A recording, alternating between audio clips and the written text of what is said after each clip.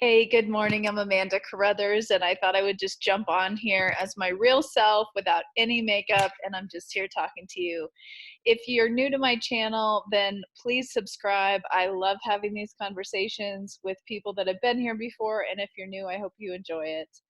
Today, I really wanted to talk about something that's hanging on my heart.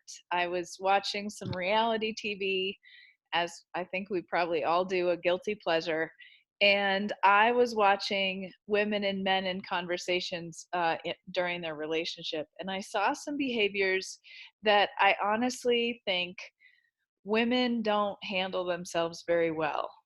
And it's not because they're bad or wrong or they don't have a right to be upset. It's really not about that. I'm speaking from a woman's perspective and what I've learned along the way. And it's combined with what I've learned the right way to do it. Because I know that I've not been perfect at this along the line, but since I'm also a trainer and a speaker and a coach, I've had to clean up my own act in relationships as well. So I'm definitely not calling anybody out, but this is something that I keep seeing over and over, and I wanted to just contribute to the conversation. So specifically, there are some things to talk about when we're having an emotional discussion with our partner, and some behaviors that actually make it go wrong. And I really want to encourage and invite a different way of doing things. There's some behaviors specifically that I see that, um, and my outlet is going bad, so let me just plug this in while we're talking here. But there's some behaviors that I think women do that it's not right. So first of all, and I'm just going to speak on the women's side, and then I'm going to speak on the men's side. And the reason why I'm making a distinction here is that as much as we want to say that we're all equal, and I do believe we are, but women and men are different beings. I think the difference between testosterone and estrogen really makes us act different and interpret things different. Um, our hormones make us think different things. So I'm going to only speak to the women's side for a second. So on several of these reality TV shows, what I see, and this is me too, like I'm not pointing fingers, right? But what I see is that women, first of all, they get really upset about something and they get triggered, and it changes their mood, it changes their state. It's sort of out of nowhere, and then you don't know where they're going to go. And then they either storm out of the room, raise their voice, shut down, and expect their partner to see what's wrong or tend to them and figure it out. And they they expect the world to listen to them at that moment. And this is actually just a lack of skill. It's not anything about the person. It's just a lack of skill in emotional communications. So women, let me help you here for just a minute. So there's different levels of maturity around our emotions. The first level of maturity is to have the emotion, and then to experience the emotion, and then to express the emotion.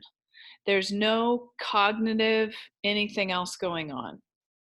It's just feeling, being, doing. And it's an expression into the environment, regardless of how it affects others or what happens out there. It's just a full on sort of unconscious expression. Level two of a maturity, emotional maturity, is when the emotion can show up and then there's a stopgap. There's something on the cognition or our awareness that says, ooh, what is this? And what's going on here, and sort of kicks into place before the expression and the being and the doing of the emotion happens. So it becomes like a witness, like that part of us that wants to do mindfulness and be very present. If we can engage that part of us while we're having an emotion, then we actually have more control over it. And that allows it, instead of to be expressed randomly and who knows what happens, it allows us to get a moment to breathe and sit with it and see what's going on, and then decide how we want to go with it. To get to that takes some practice. It's not something that comes overnight. It's something that we unfortunately have to learn time and time again and go, dang, I saw the emotion, I just didn't handle it well. And then after a while, it's I saw the emotion and then I shut down because I didn't know how to handle it. And when I'm saying I saw, I mean that witness part of me comes online and I get what's happening, but I don't know what to do with it. And then after that, it becomes I saw the emotion or I felt the emotion. I saw what was going on with it. And immediately I started communicating the emotion, not expressing it. And that's a difference. Okay, that's where I think we're falling short, women. I think we're falling short first in the fact that we don't recognize that we're having an emotion that we need to take care of, not the environment, not our spouse, not our lovers, not our friends. We need to take care of the emotion going on inside of us. And then the second part of that is that we need to start communicating it rather than expressing it. And that's the skill. So when we can communicate the emotion, what that simply looks like is we feel what's going on. We start to ask ourselves what needs to happen here. Do I need to take a break? Do I need to calm down? Do I need to sit with this and really feel into it to see which emotion it is or what's going on? Do I just need to communicate it and see where it goes, depending on how intense the emotion is? So, an example of this would be I'm sitting with my partner over coffee. He brings up something that arouses some emotion out of me. And I'm going to use a silly example like, he starts telling me I didn't unload the dishwasher, and I get an emotion because I know I've unloaded the dishwasher all week, and I have only seen him do that once this week. So it arouses this, nuh-uh, you're wrong, I'm right. If quickly I recognize that emotion and I express it out to him, then I start fighting. That shuts down the conversation. It shuts him down. It shuts us down. That's the first option. That's what I see most women doing. The second option is for me to say, oh my gosh, this is bringing up anger in me because I don't think he's correct. Where do I need to go from here? That's that level 2 of maturity. If I can do that, then I can sit with it for a second and see, what do I need to do with this emotion because it's only growing or it's not growing? Like he's just not, that's not correct. Maybe I have a lot of intensity around the emotion. Maybe I only have a little bit of intensity. So depending on that answer, gives me an indicator on how much time I really need to spend with it.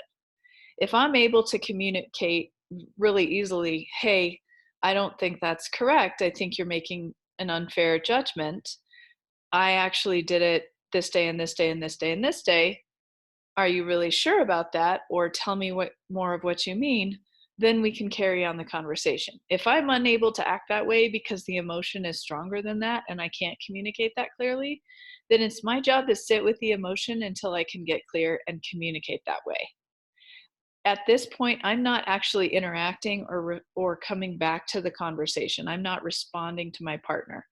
I might say to him, hey, time out. I need to think about this. It's bringing up something in me that I'm just not clear about. Can we talk about this in a few minutes?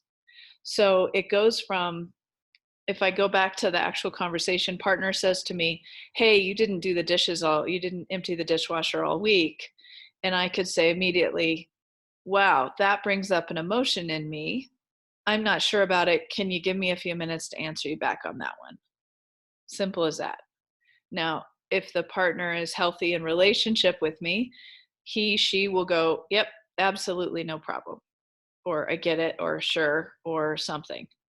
If they push the issue, then they've crossed the line. Then they're trying to do something else. That's a different subject. I'm just talking from my side. So then I can sit with the emotion, the intense emotion, and sit with it as long as it takes for it to calm down. And what I want to be doing while this is happening is I know for me, I get quiet and I just listen and I wonder what's real, what's true. And I start getting all these little pieces of information that come in my brain. It might be how many times I emptied the dishwasher this week. It might be other conversations we've had that he's brought up saying I did something that were not true. It might be the kind of week that I've had. and I'm now fighting with that. It could be the fact that I'm struggling with something and that got ignored and we went to this subject. There could be other pieces that are part of my emotional reaction that just got triggered all at the same time because of this comment. And I need to sit with that because all of those things are true, but they're not part of his or her landscape. This is only internal. And this is the emotional awareness that I need to see what is more important, what's really floating to the top, which one takes precedence, and how I need to sit with it. So because of this reaction, because of this happening, I get more ability to see what's really going on internally and decide what I want to do with that. So actually, I'm kind of grateful for the experience if I can sit with it and listen to it. Once I've gotten to the point where saying, you know what, I I can see some truth in what he's saying. I've been kind of a jerk this week. I really didn't empty the dishwasher. I sort of opened the door and left a few things in there. Um, he has also been having a bad week and we're both stressed out. I can start to equalize the emotion by seeing the cognitive part of the discussion. I can start to rationalize and understand it from an intellectual place as opposed to an emotional place. So then, after this clarity, I can go back to my partner and say, hey, that comment that you brought up, can we talk about it? The partner can say yes or no, good time or bad time. If they say yes, then I say, great. I've thought with this for a second. Initially, I got caught off guard. I had a little bit of anger around it. And now I've been sitting with it and I realized that, yeah, I think you're right. I didn't do a very good job there. And there's something else that came up with me. Can we talk about it? And it opens the door for a bigger discussion around those other pieces that came into play. This whole interaction handled this way is not one of drama. It's not one of hurting someone else because I'm not emotionally expressing unprocessed emotion. And it's a way of moving the conversation forward that relates to the masculine better because it's unemotional. It's more rational, which is the place that the masculine comes from. So I wanted to put this out there as just a tip. I have several of these that I will be sharing over time to help us start to recognize the different levels of maturity. Today was level 1, where you're not really aware of emotion to reaction or emotion to expression, versus level 2, where you can take a moment, recognize the emotion, which brings in that witness, that higher self of ours, and allows us to start to look at the data behind it and really find the pearl in the truth, find the pearl in the wisdom, the pearl wisdom in all of that. I would encourage you to practice this. And if you get stuck, please let me know, write it in the comments, because this is really valuable stuff that will help you grow up faster or have a less emotionally erotic terrain. But it does take some massaging and some finessing to figure out where your own skills are. It's not something that you can just apply with ease and not have any issues happen. So as we develop our emotional intelligence, our emotional awareness about ourselves, stay tuned with me because this will continue on, and then practice it in between. And I would love to hear what comes up for you. Thank you for watching. I look forward to having more of these. Have a great morning.